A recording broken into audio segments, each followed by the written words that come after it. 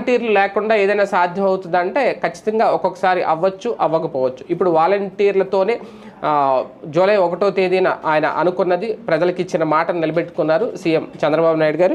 అయితే వాస్తవానికి వాలంటీర్లు లేకపోతే ఏం జరగదు అని చెప్పి జగన్మోహన్ రెడ్డి గత 5 ఏళ్లుగా వాళ్ళ ద్వారానే మొత్తం అన్నీ చేస్తే, వాలంటీర్లు లేకపోయినా మేము చేసి చూపిస్తాము అని చెప్పి చేసి చూపించామని చెప్పి కొంతమంది మంత్రులు మాట్లాడినా, ఎమ్మెల్యేలు మాట్లాడినా, పవన్ కళ్యాణ్ మాట్లాడినా, చంద్రబాబు నాయుడు గారు మాట్లాడినా. కాకపోతే చంద్రబాబు గారు చెప్పింది ఏంటి అంటే ఈ వాలంటీర్లతో మాత్రమే పెన్షన్ పంపిణీ చేయాలి అనే మూర్ఖత్వంతో, అంటే ఎన్నికల సమయంలో ఏప్రిల్ మే నెలలో దాదాపు 33 మంది చనిపోయారు. ఇది పూర్తిగా వైసీపీ వైఫల్యమే అంటూ గుర్తు చేస్తూ అప్పుడే మేము చెప్పాము సచివాలయ సిబ్బందితో పెన్షన్ల పంపిణీ చేయించండి అని. అలా చేయించుంటే ఆ ఇబ్బంది వచ్చి ఉండేది కాదు.